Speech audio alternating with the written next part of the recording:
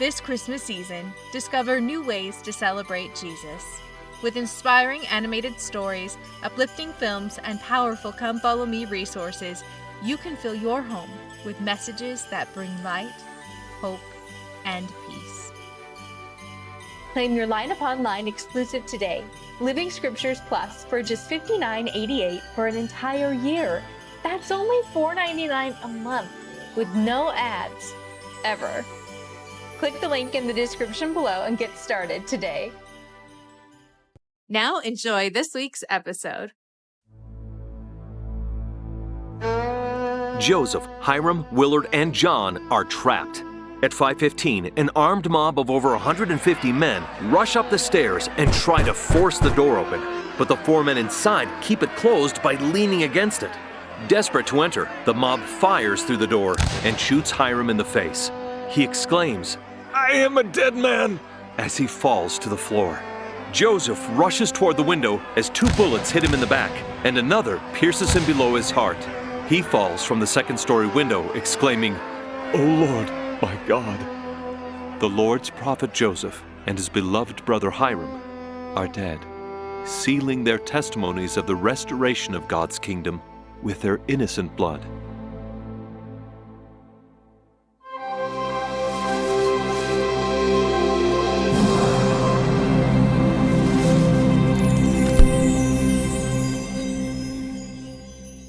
Now, Joseph had known that if he hadn't given himself up, mob violence would increase in Nauvoo, so he left to protect the saints he loved.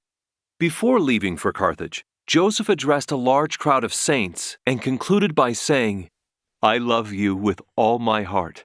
You have stood by me in the hour of trouble, and I am willing to sacrifice my life for your preservation." Hiram willingly accompanied Joseph to the slaughter, saying, "If we have to die, we will be reconciled to our fate." In the jail with Joseph and Hiram were many friends who stayed to defend them. However, one by one, they were sent to deliver messages or forced to leave. So, in the end, it was just Joseph, Hiram, and the 2 apostles Willard Richards and John Taylor, the future prophet. Willard had been promised by Joseph that bullets would one day fly about him and he wouldn't fall. Amidst the blaze of bullets, only one shot grazed the tip of his ear, fulfilling that promise. John Taylor was hit by 4 bullets but survived. So that the Lord's law of witnesses could be fulfilled, he kept these 2 apostles alive to testify as eyewitnesses of the martyrdom. But why did this happen? Well, the best answer was given to Joseph and Hiram's mother Lucy as she pleaded with God to know why her sons were taken. She heard a voice reply, "I have taken them to myself, that they might have rest." But why did the mob want them dead? Well, there were a lot of reasons. Some of the main ones were that they didn't like how fast the church was growing, or how prosperous the saints were. Many former members had personal vendettas against Joseph, calling him a fallen prophet. The final straw was when Joseph ordered the destruction of the newspaper and press that was printing lies and fake news about the church. This led Joseph and Hiram to be charged with riot and treason. A trial was held in Nauvoo by a judge who was not a member of the church, and both were found innocent of all charges. The evil masses, however, insisted they go to Carthage for another trial with a judge and jury of their choosing. Now, Satan's plan was to have the prophet brutally murdered, so God's church would fail again as it had in the past dispensations. But just like Christ's martyrdom, this final act did not frustrate God's work, as Joseph willingly gave his life for Christ. It is the church of Jesus Christ, and not the church of Joseph Smith. And even without Joseph as prophet, Jesus' church continues to roll forth and fill the earth. In an enlightening letter, Phoebe Woodruff wrote, "This will not stop the work any more than Christ's death did. I believe Joseph and Hiram are where they can do the church much more good now than when they were with us." But the saints were confused without their great leader. However, Brigham Young testified that Joseph had given the 12 apostles all the keys of the priesthood and everything they needed to carry on.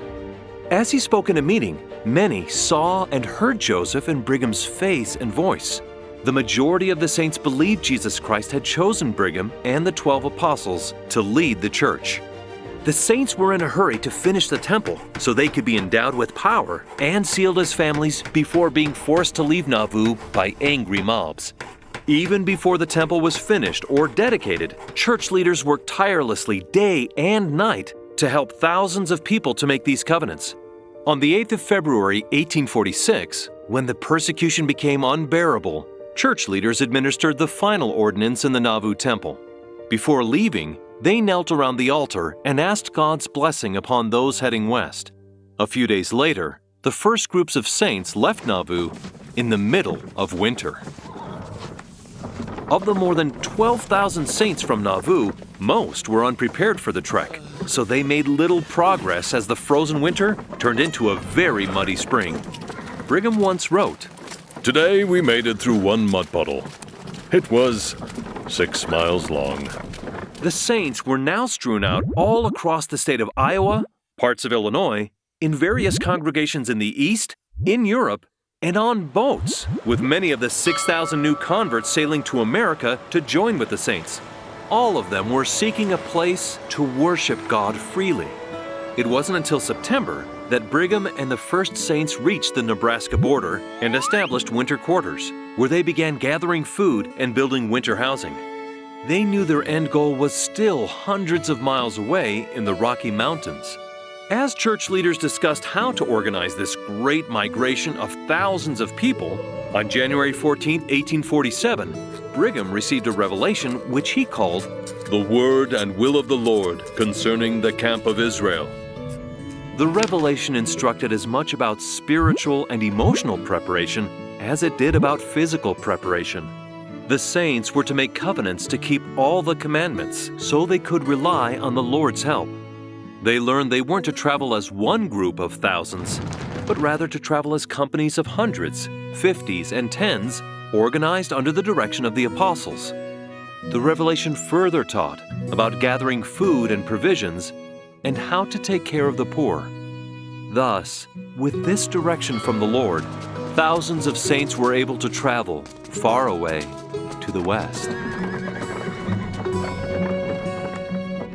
Finally, on July 24, 1847, the first company entered the Salt Lake Valley.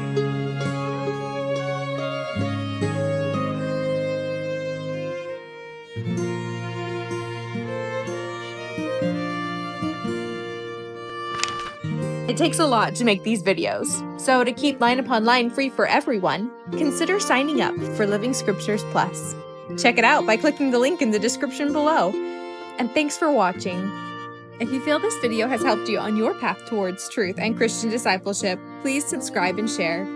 And most importantly, go read the scriptures for yourself.